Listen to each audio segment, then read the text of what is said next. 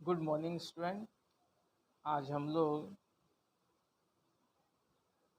Class 9 के हिंदी पाठ्य पुस्तक गोधली भाग 1 के गद्य खंड के अध्याय 4, जिसका शीर्षक है लाल पान की बेगम, और इसके लेखक हैं फणीश्वर नाथ रेणु। तो पाठ शुरू करने से पहले हम लोग लेखक परिचय को जान लेंगे। जैसा कि बताया जा रहा है, आंचलिक कथाकार फणीश्वर नाथ रेणु का जन्म 4 मार्च 1921 ईस्वी को बिहार प्रांत के अररिया मंडलांतर्गत औरौही हिंगना नामक गांव में हुआ था।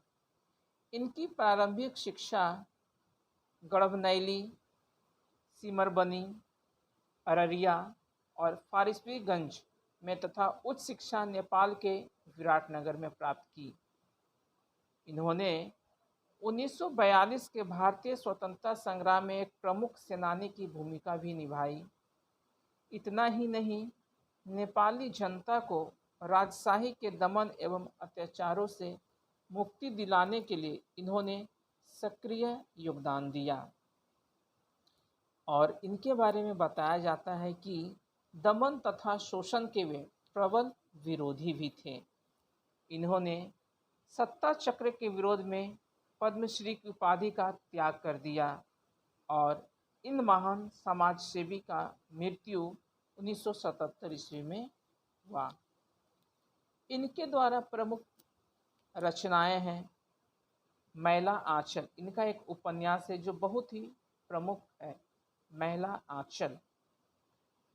परती परिकथा, कलंक मुक्ति, जुलूस, पलटू बाबू रोड उपन्यास, ठुमरी, अग्निखोर, आदिम रात्रि की महक, एक श्रावणी, दोहरी की धूप, अच्छे आदमी जो एक कहानी संग्रह है, रिंजल धंजल, वन तुलसी की गंध, नेपाली क्रांति, यह एक रिपोर्टार्ज है। साहित्यिक विशेषता के बारे में बताया जाता है कि हिंदी आंचलिक कथा साहित्य के फणीश्वर नाथ रेणु ने ग्रामीण परिवेश का जो चित्र खींचा है वह अमिट छाप छोड़ के रखा है। हिंदी में इनका उदय बहुचर्चित उपन्यास मैला आंचल से हुआ। इन्होंने अपने उपन्यास और कहानियों में गांव का धरती का बड़ा ही मनोरम और रोचक दृश्य अपने उपन्यास में प्रकट किए हैं। रेणु जी ने अपनी गहरी संवेदना का परिचय देते हुए गांव के सारे अंतर विरोधियों को अंगड़ाई लेती हुई चेतना की जीवंत कथा के रूप में इसको प्रस्तुत दिया है। उनके गांव में एक तरफ पुरातन जड़ता और नवीन गत्यात्मकता की चक्राहट है, तो विभिन्न राजनीतिक आंदोलन इसके अंत विरोधी हैं। ये इनकी साहित्यिक विशेषताएं के रूप में थी। अब हम लोग पाठ की ओर बढ़ेंगे। तो पाठ शुरू करने से पहले हम पाठ का इंट्रोडक्शन यानी पाठ का परिचय को जान लेंगे। आज जैसा कि बताया गया है कि इसका शीर्षक है लाल पान की बेगम। बच्चों, जैसे ही आप शीर्षक सुनते हैं लाल पान की बेगम, आपके मन में क्या उठता है, क्या प्रश्न उठता है? कुछ लोग सोच रहे हैं कि लाल पान की बेगम है, एक बेगम होगी, एक महिला होगी जो बहुत पान खाती होगी। कुछ बच्चे सोच रहे होंगे एक महिला होगी जो दबंग होगी, क्रूर होगी, गुस्सैल होगी। कुछ लोग सोच रहे होंगे यह एक गांव की घटना है, कुछ एक ऐसे महिला की घटना होगी, उसके बारे में उसका नाम लाल पान की बेगम रख दिया हो गया किसी कारणवश। तो बहुत सारे प्रश्न हमारे मन में विचरण कर रहे हैं।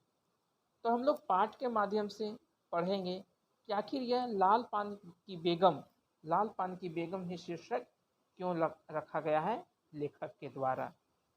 तो जैसा कि पाठ परिचय में बताया जा रहा है कि लाल पान की बेगम आंचलिक कथाकार फणीश्वर नाथ रेणु द्वारा लिखित ग्रामीण परिवेश की कहानी है। ये गांव की घटना है। इसमें कहानीकार ने नाच देखने दिखाने के बहाने ग्रामीण जीवन के अनेक रंग को गहरी संवेदना के साथ प्रकट किया है। क्योंकि गांव देहात में नाच देखने के लिए, नृत्य देखने के लोग बहुत जुट जाते थे।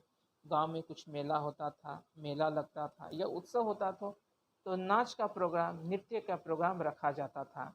आज के दिन आए दिन हम लोग देखते हैं कि आज शौक से लोग, कोई पार्टी हो, फंक्शन हो, शादी हो, विवाह हो, तिलक हो या कुछ इस तरह का कार्यक्रम हो, सांस्कृतिक कार्यक्रम हो, तो नाच बुलाया जाता है। अन्य नर्तकियों, जो नर्तकी लोग हैं, उनको बुलाया जाता है, वह नाच करते हैं, उसको लोग दूर दूर से देखने के लिए आते हैं।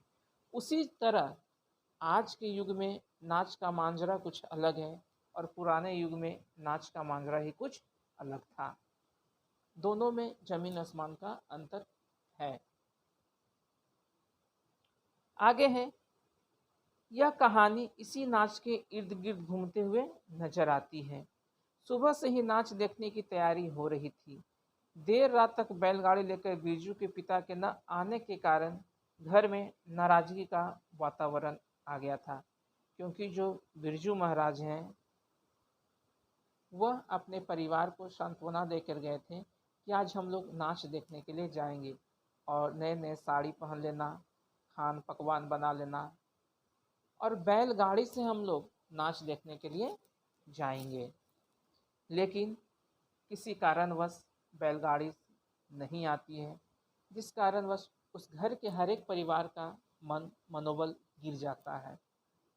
आगे है, परंतु कुछ ही देर के बाद बैलगाड़ी आता है तो सबका उत्साह बढ़ जाता है। बैलगाड़ी चलती है और सभी नाच देखने चल पड़ते हैं। इस प्रकार गांव में किसी तरह एक दूसरे के साथ ईर्ष्या, द्वेष, आशा, निराशा, हर्ष, विषाद को पीछे छोड़कर एक दूसरे को लोग पूछते हैं कहीं जाते समय और नाच देखने के लिए ले जाते हैं। इसी का जीवंत बानगी है लाल पान की बेगम। तो इस वीडियो के माध्यम से आज हम लोगों ने लाल पान की बेगम शीर्षक को समझा, इस लेखक के जीवन परिचय को समझा, पाठ के परिचय को जाना। अगले वीडियो में हम लोग इस पाठ से जुड़े पाठ का सारांश, कहानी को हम लोग समझने की कोशिश करेंगे। आप घर में रहें, स्वस्थ रहें।